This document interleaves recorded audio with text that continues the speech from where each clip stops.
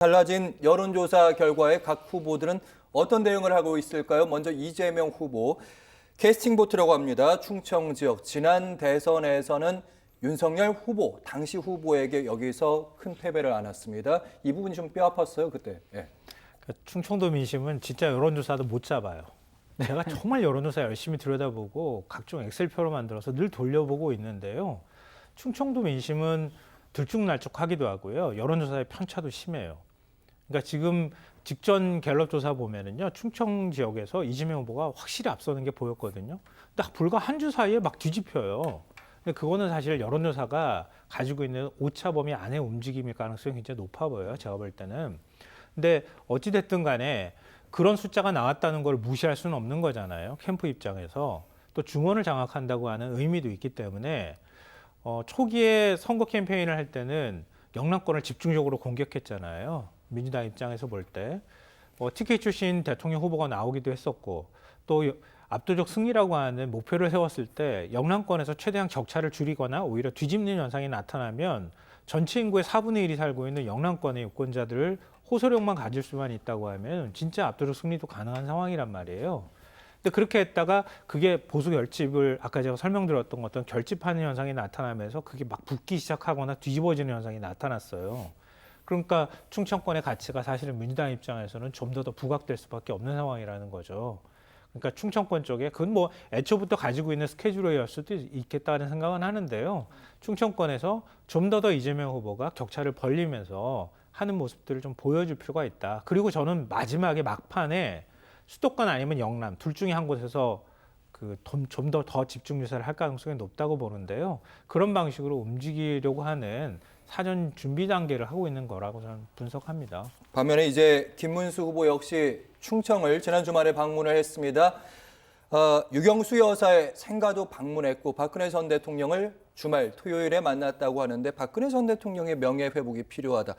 이 선거 유세 찡그리셨어요? 예. 제가 페북에다가 최근에는 정치 현안과 관련된 제 입장을 얘기를 안 하는데 또 박근혜냐 그거밖에 없냐 이제 그런 식의 좀 혼란하는 제 마음을 좀 페북에다 좀 적어놨어요.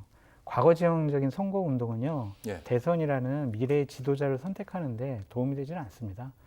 지지층만 결집해가지고는 이길 수 없거든요. 지지층 결집은요, 공식적인 선거 운동 들어가기 전에 결집을 딱 시켜놓고 들어갔어야 돼요. 예. 그래야 선거운동 기간 중에 중도층으로 외연 확장을 해야 선거에 이길 수 있지. 지금 8일을 남겨두고 저렇게 지지층 결집하기 위해서 탄핵당한 박근혜 전 대통령 찾아가고 또 유경수 여사 뭐 생가도 방문하고 예. 이게 말이 됩니까? 그래서 이거는 기본적으로 선거 우리가 전략으로 뭐를 하기가 어려워라는 자인하는 것이 아니냐 좀 그런 생각이 들고요. 옥천이 상당히 특이한 지역이에요. 유경수 여사 생가 있는 곳. 네. 예.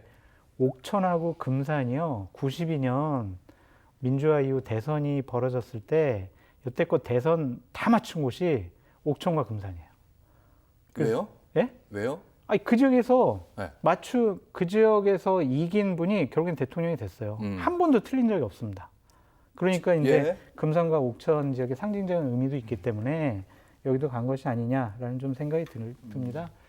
근데 충청권 민심이 박근혜 전 대통령 찾아가고 유경수 여사 뭐 찾아가서 흠모하고 얘기한다고 흔들리지 않을 것 같습니다. 기본적으로 이번 대선의 구도가 불법적인 비상계엄을 하고 윤석열 정권 탄핵 그리고 심판 이러한 구도기 때문에 저러한 감성적인 접근만 갖고 대통령이 되겠다라고 생각하는 것 자체가 상당히 좀 무리가 있는 선거 전략이 아니냐 그런 생각이 듭니다. 근데 뭐 좀 첨언하면은요, 선거 전략이 늦는 거예요.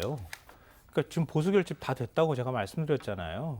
근데 계속 보수 결집을 하는 거예요. 그러니까 과거 획기적인 돌돼서 그런 거 아니에요, 아직? 본인들 스스로는 그렇게 생각하는 거예요. 지지율을 끌어올리기 위해서는 그렇게 해야 된다고 자꾸 생각하는데요. 이제는 할 만큼 다 했어요. 그리고 더 확장할 수 있는 여지가 있느냐 이렇게 보면 과거에 한국갤럽을 기준으로 했을 때 지난 대선의 경우에 무응답층으로 마지막 최종 결정을 안 내린 사람들이 정당 지지율에서는 한 16%포인트 정도가 됐고요.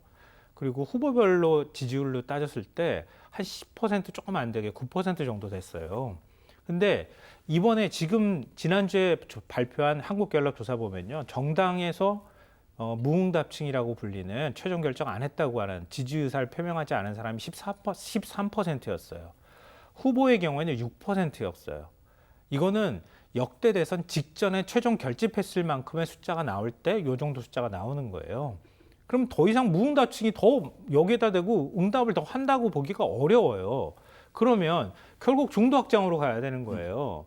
근데 국민의힘은 거꾸로 가잖아요. 국민의힘은. 아까 장수장께서 잘 지적하셨던 것처럼 민주 진보층은 일정 결집이 처음부터 애초부터 돼 있었던 거잖아요. 내란 심판이라는 걸로.